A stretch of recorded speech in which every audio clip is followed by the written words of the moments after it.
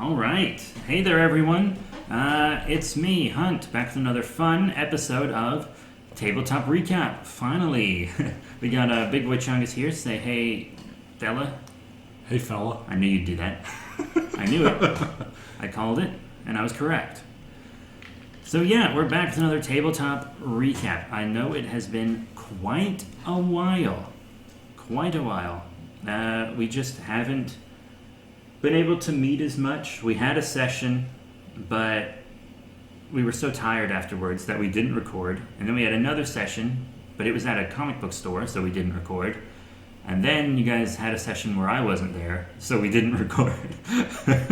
We would have, but I just don't have the know-how to set all that stuff up. And nobody else does either. It's alright, yeah. If you guys ever want to do an episode without me, I'm fine with it. Just email it to me and I'll post it. Totally fine. But, yeah. So we have 3 sessions for our Waterdeep Dragon Heist game to go over. I think we're just going to make it 3 episodes. That sound fine? Sounds perfect to me. That way we're not cramming in an hour-and-a-half long podcast. That'll be hard to follow. Yeah. But, so I don't even know what happened in the third one. I intentionally had them not tell me so I could react to it on the podcast. I thought that would be fun, like when they did that Beast of Lake Shang one that I wasn't there for. But yeah, Waterdeep Dragon Heist. Since it's been a while, I think we should go over who the characters are again. So, do you want to do your character first, or? Well, I am the only player here, so. Well, I mean, I can explain. I might as well. Do you want to go ahead and explain your character first, and let me tell everyone else's, or do them first and then you? Yeah. Quick recap of my character. I play Mara, daughter of Stefber, the half-human lizard folk. The half-human doesn't affect the stats any. We just use regular lizard folk stats. The half-human is mostly just for role-playing purposes. But yeah, human dad raised her in Waterdeep. She's a courier. She's a male lady. And she wants to be an adventurer, because that's what her dad was. And she's a fighter. She fights. She bites. She fights, fight, bite, the itchy and scratchy show. Comedy. Then we've got...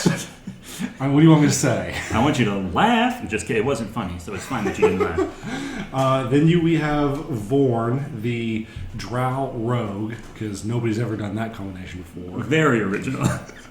I know you're listening to this. He's played by Matthew. Cool guy. Yes, Matt is he does a very good job of role-playing him. He is a thief who is all about making money any way possible. But he protects his own and he respects his group, unlike a lot of people who play drow. Yes. Rogues. Just rogues in general, yeah. He doesn't do anything that will compromise the group with the law. He's not an edgelord. He's not an edgelord. His backstory literally is just that he didn't jive well with the drow society in the Underdark, so he left to go be his own man. Yeah, instead of being kicked out like Drizzt was. One day we'll finish that. Well, at least, I say at least, your character didn't even have the common courtesy with Drizzt to be kicked out in the Forgotten Realms. He got kicked out in actual hell. Yeah, good times. Normally when someone gets banished to hell, they just get a bullet in the back of the head. But no, they just took him there. Looking at our other elf character, the female high elf Vane, who is a bard of glamour. She is a noble of Waterdeep. She belongs to a family who... They're toilet salesmen. They got their fortune by making magically enchanted chamber pots. And they do all kinds of stuff. Everything from being simple as, heated seats to having...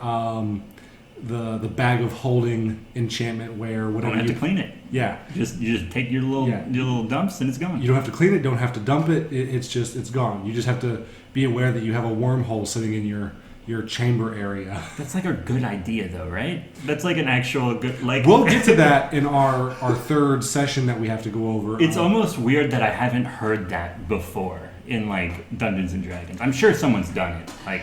But that's a really good idea. It's the same enchantment, just on a toilet instead of a bag. That's great. That's a great idea. So yeah, she is very bubbly. She is She was a bit of an alcoholic when the group first found her, but she has really come into her own at the surprise of everybody, where she is basically running the business. Doesn't always super know how to interact with the common folk. No, yeah, she still is very... She's trying to get out of that lady in the high tower demeanor. But I know your friend and coworker was murdered because of us, but here's a flyer for her business. Very, very fun. And then finally we have T32RY, aka Terry, our Warforged barbarian. He is just a big baby. Not that he's cowardly in any ways, but just that... Naive. Yeah, he's very naive. People will come up to him and is like, oh, you're just a construct, you don't know anything. And he says, correct, I've only been born like 3 days ago. I don't mean this in like an insulting or demeaning way or anything, but I feel like Vorn is the only one in the group that's not like autistic.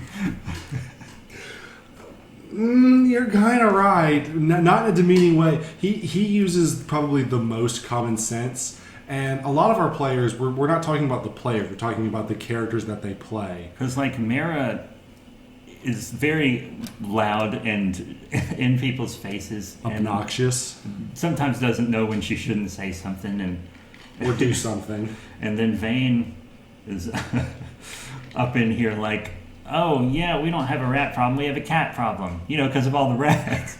I told that joke to some people outside of our group, and they thought that was the funniest thing they'd ever heard. That's the best thing I've ever seen happen in a session to this day. And then Terry was like literally a few days old, like he's a couple weeks old or something. Yeah, like he's got all these data banks worth of stored data in his memory, but he just has no way of using it in a legitimate way. He's like, I know things. I don't know how to use it, but I know things. Yeah. G always has such interesting character ideas. But yeah, that's the 4 players. Waterdeep Dragon Heist, which I'm sure you all know about. But yeah, so we played this forever ago. But you're the one with all the notes, so you're gonna the DM for these is the one that kind of leads the podcast. So I'm gonna hand these reins off to you, Buckaroo. I'll try and summarize the previous session that we did do a podcast on, just to kind of roll smoothly into it. Basically, the party was still getting acclimated with their new business, which they decided to name Spirit Squared. Had a big opening night, hired a bunch of new employees to run it, a bunch of little cute halfling teenagers.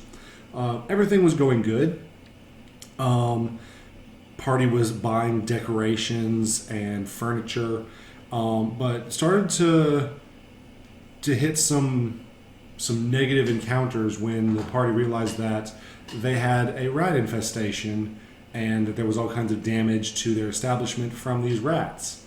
And upon further investigation, that the rats didn't just wander in and start building nests. Someone had lured them in and made accessible holes in various walls so that they would be easier for them to cause damage. And after investigating, the party learned that their new halfling hires were not what they seemed to be, but in fact, after numerous cheese puns, it was found out that they were in fact halfling were-rats who worked for a gang known as the Shard Shunners. And I do want to just remind everyone that G called it like sessions before. He was like, are these people were-rats? Because they're making... They like cheese and stuff. They're making rat puns. And we were all like, you're an idiot. You need to pay attention. No one said anything about were-rats. And then they were all were-rats. And we were the idiots. We were the fools, and he is a king. Absolutely, he's a king. I can't believe I actually convinced you guys that they weren't were-rats. I can't believe you kept a straight face. Yeah. But so, the were-rats are confronted. Mira was unfortunately bit by one person and did not succeed on the Constitution check to repel the lycanthropy. She had a bad day. Very bad day. The guy she went on one date with was eaten. And then she becomes a were-rat instantly, and her business starts to go under like Christ. And rather than fighting, when confronted, the were-rat halflings proceed to book it. And you guys did Cheese it! Cheese it.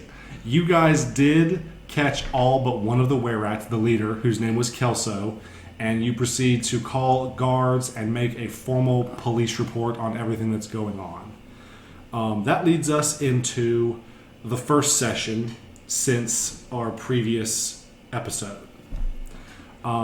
To start with, it is the following day after Mira contracted her lycanthropy. It was determined that she only had one day before the full moon, and she would have no control over herself. And I rolled bad on that as well. Yeah, you rolled poorly on that as well. I actually think you rolled to determine that, and it was just bad for me.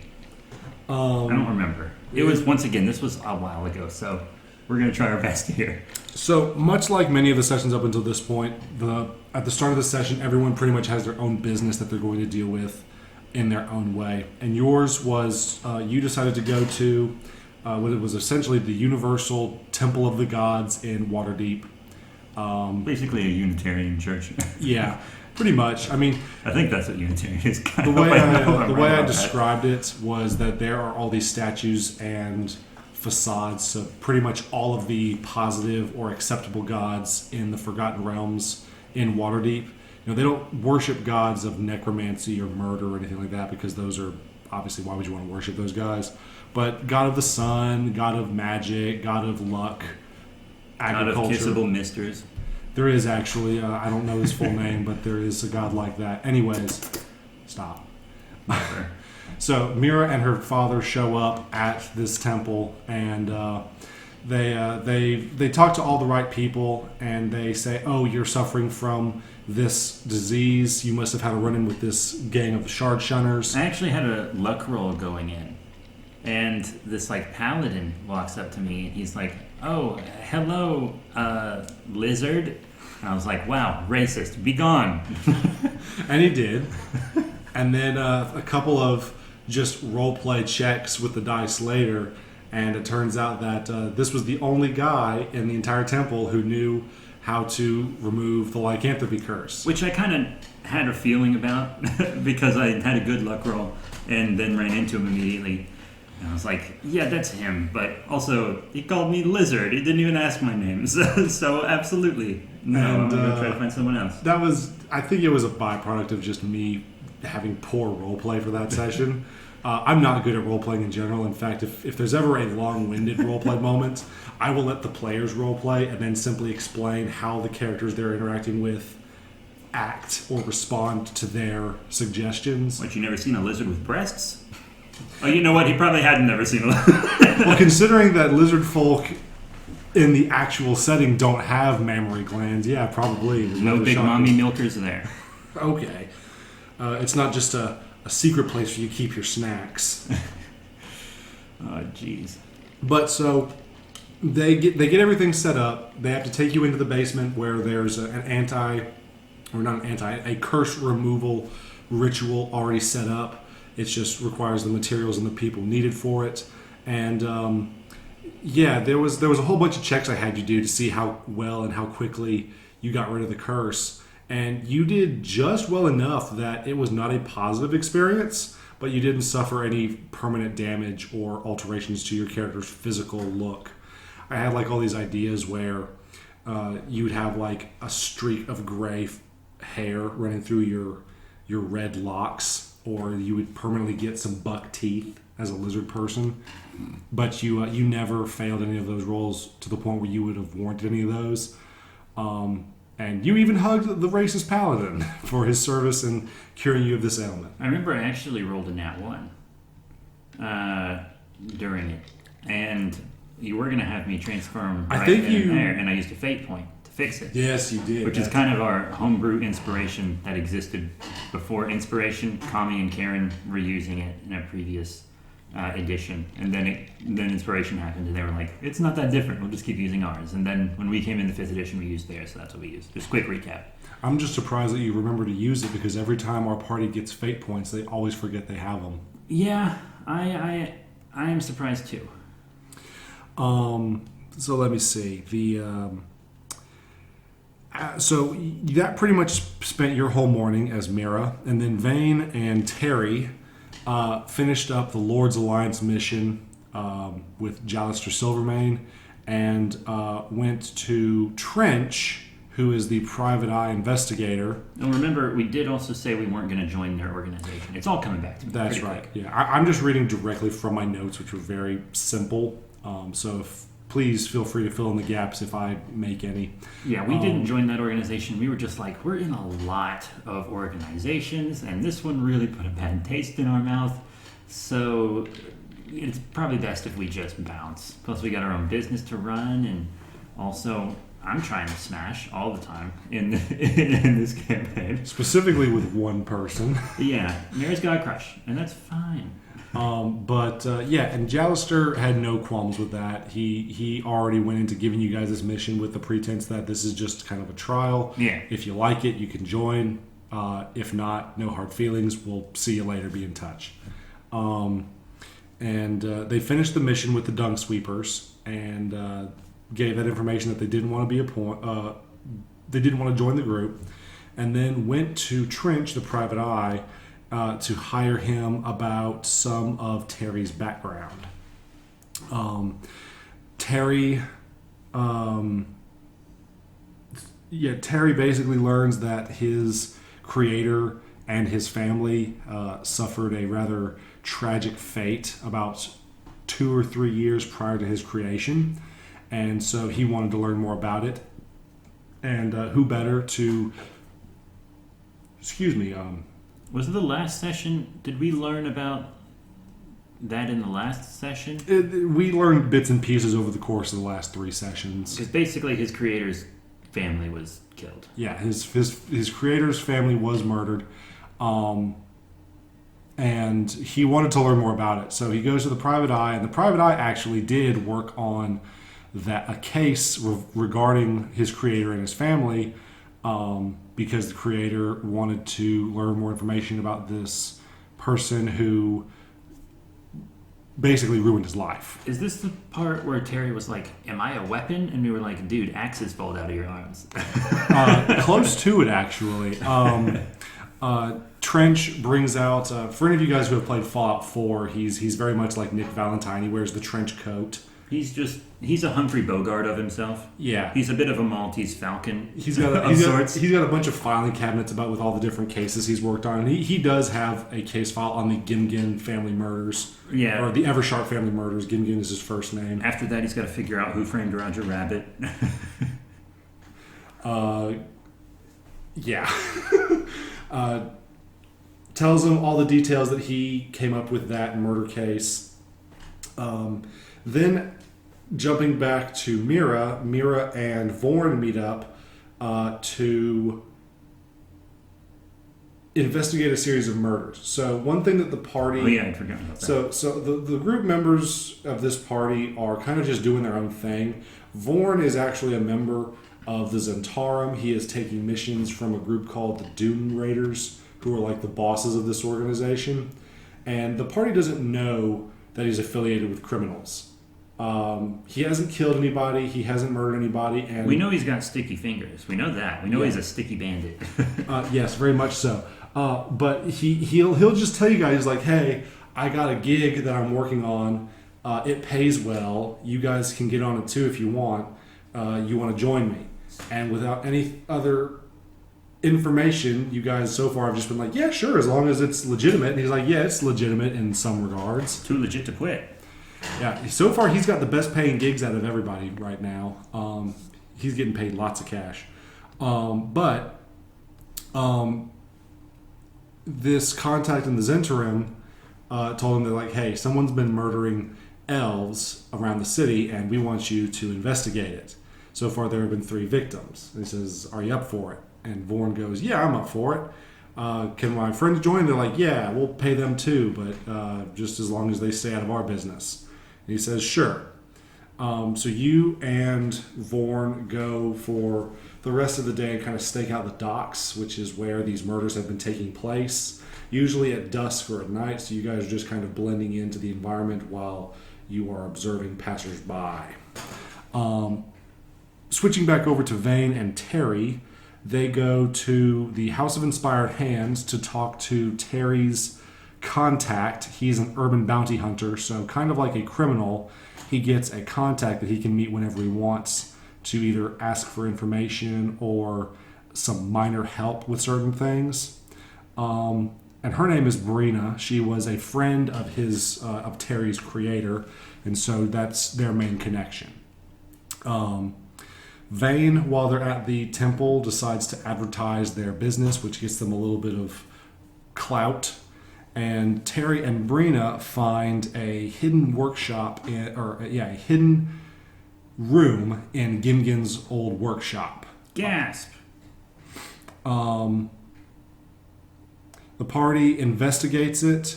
And I should also mention that the reason why the party went to Trench earlier, because I kind of just up and left that segment, the party went there to ask him to investigate who or what was responsible for trying to sabotage their business with the rats. Oh, yeah.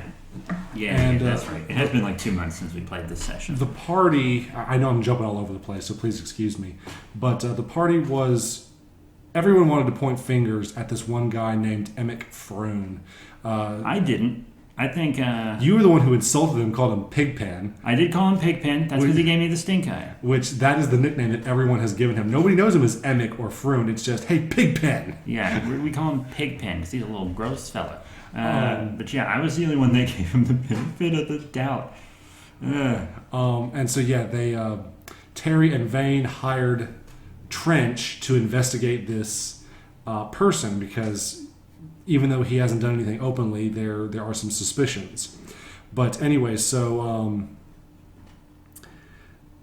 while Brina, the contact, Terry, and Vane investigate this hidden workshop in the House of Inspired Hands where Gimgin's old workshop is, Vorn and Mira follow an elderly elven man into an alleyway and catch the murderer in the act of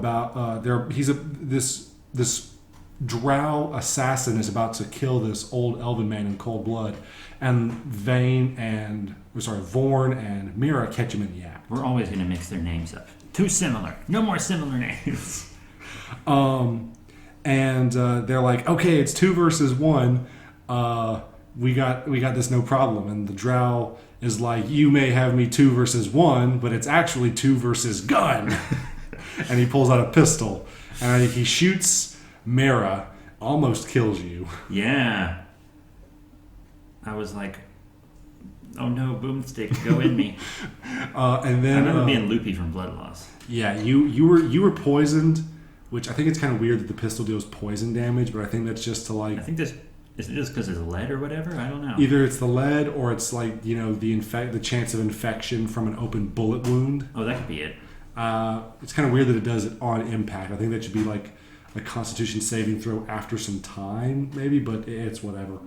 And then Vorn gives chase on the rooftops. The drow flees the scene, leaving the elderly elven man behind, and he climbs up the side of the building on scaffolding and makes it to the rooftops. That old man was very confused about everything. Yeah, and then so Vorn chases him. I think he gets shot as well, but not so much as... Not to the extent that you did. And he just bails. He left me. He didn't double back to see if you were okay. He didn't double back to check on the old man to make sure that he was okay after having an attempt on his life. He just said, screw you guys, I'm going home. And he went back to the tavern. He left us. Meanwhile, you took the old man to the nearest guard station, and you got your wounds treated by the authorities. They were like, oh my God, get some medical attention. And they took the old man, and then they interviewed you, like, what happened. I was loopy from blood loss. Yeah. It was very funny. It was a very funny interaction. They did heal you, though. They made it so that you were still hurt, but you weren't actively dying or loopy. And they confirmed that the device used to inflict your wound was the same as the one that killed a guard officer the previous week. And they did all kinds of, cross references. And they determined that someone is bringing in this new weapon, which it's so new they don't even know what to call it, which is a gun. They're targeting people. It has to do with drows and guns, and it's just it's looking into like this. There's a new gang moving in on the territory. Then let me check my notes. The gunman escapes. Yeah, he did escape. Let's see. Save the old man. Talk to the police about a bigger conspiracy. Terry, Vane, and Brina are continuing to investigate the secret workshop in Gimgin's office, and they find several things. The first thing they find are 3 crystals, which are just laying on an abandoned work desk. And there is some sleeping quarters. There's a cot and a living area, if you will, although it's very sparse, nothing of note to collect. And there is a investigation wall. There's like a cork board with all kinds of hand-drawn pictures and documents with string connecting everything. Kind of like that scene from It's Always Sunny in Philadelphia that everyone makes memes of. Yeah. And it's all focused in the center of the board on a picture of a cloaked figure with a metallic hand. And so Terry and Vane collect these crystals that are on the bench, and they take them back over to the tavern, and this is where everyone starts telling each other about their day. Terry and Mira, after doing some checks on these crystals, discover that they are basically giant USB drives. Yeah, they couldn't figure it out, and then I was just like, hey, what if it's this? And then you were like, roll to see if that works, and it did work. Yeah. So like first try for me, figured it out. Yeah, you in roleplay and with the dice. Yeah, so it turns out that these are essentially USB drives. They're magical crystals that are able to store and record images and sounds, and they just so happen to fit ever so nicely into the palms of Terry's hands, and he can comprehend the information through a series of checks, and he can also project images through his eyes. It's rather interesting. And so Terry's just decided that he's going to spend a lot of his downtime trying to decipher all these crystals, and I'll get to those in a minute. Then what's next? Vorn then speaks with a man by the name of J.B. Nevercott, and he claims to be a representative for an organization known as the Brigand Dearth. He wants Vorn to join their group. He has caught the eye of the leader of their organization, and he claims that they do a lot of wet work for privateers and other clients who don't necessarily want something illegal done, but just want something privately done. And as a test, he gives him his first mission, which is simply to steal a handkerchief from a noble and then drop it off at a discreet location, which he does, no problem. Vane, while everyone is kind of talking and investigating stuff, decides that she says, since we last saw our previous employees, they caused us a lot of problems and were actually criminals. So she said, we need new hired hands. So she spends some time hiring new people. I think she hires a half-elf, a human, a dragonborn, and I wrote it down somewhere, but it's not in my notes. 4 new employees to replace the previous ones. And she determines that they're all good guys. These are legitimate guild members looking for work. And they're like, hey, our background checks are clear. We've got no reason to be suspect. Can we start working like today? And she's like, yeah, sure, whatever. Then Terry decodes the first crystal. And Terry, it's basically just a log from Gimgen Eversharp's day-to-day. He is clearly working on Terry as his prototype project, but he keeps getting interrupted by his kids and his family, and it's just a really wholesome moment. Clearly, this is the calm before the storm in Terry's background. And what was that youngest kid's name? Terrence, but his nickname was Terry. Terry. Ooh. Now, just to clarify, after talking to Trench, it was confirmed that Gimgen he was still married at the time of the murder, and he had 3 children, 2 daughters and 1 son. I also wrote down the names of the daughters and the wife somewhere. I still have them, but for the sake of these notes, I'm not going to waste time looking them up. But the eldest we do have 3 sessions to get through today. We got to record all these episodes today. Yeah, And because then I'm going on vacation, and then we can't. But everyone seemed to hang on to the fact that the one son's name was Terry, and so everyone was like, forget the other people who were murdered. I want to focus on this guy because he clearly shares a connection. This child's soul is in our robot's body, probably. I don't know. We'll find out. Okay. So then... the way you waved that off makes me think I'm right, so continue. We got to get moving.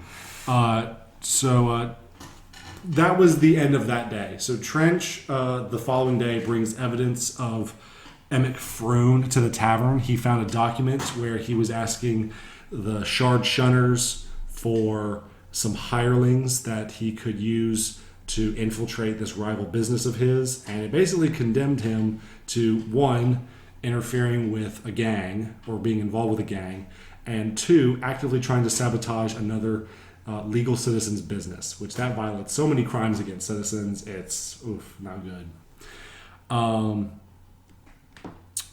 After receiving this information from a gentleman by the name of Barnabas Blastwind, the party has an explosion go off just outside of the tavern. Terry and Mira waste no time taking to the streets, helping people out of the fiery epicenter, and Vane works on trying to put out fires and assisting people who are on fire with being extinguished. Vorn, true to his character, is scanning the area, and he notices that a caped figure flees the scene. As soon as he is done seeing that, he then tries to pickpocket one of the dead corpses. Yoink. Vorn identifies 2 of the corpses as Zentara members. As he has an in with the crowd, he's familiar with some of their basic symbolism and mannerisms. And one individual who was a charred gnome had 5 gemstones on his person and residue on his boots that looked like he'd been traipsing about in the sewer for a while. And that was pretty much the end of that session. Yeah, that was the end of that one. It was a fun one. We laughed a lot during that session. It was really fun. We mostly were apart doing our own things, but we came back together for a explosive ending, you could say. Absolutely right. But so we are going to try to wrap this up quickly because once again, we do have to film 2 more episodes. But if you check out the description on this podcast, you can find links to Patreon to support us. You can follow us on Twitter at B3 Productions, B3 Productions. We'll post pics there, but most of the stuff's on Patreon. And then also we have like an eBay page where we sell gaming stuff, lots of trading cards. We have some of our dice cages that are official merch. There's still some left if you want to check those out. They are metal, handcrafted, pretty cool. You and I each have one. They're very fun. We love using them. Mm-hmm. And that's it for now. Thank you all very, very much for your support, and we will see you all, you guessed it, next time.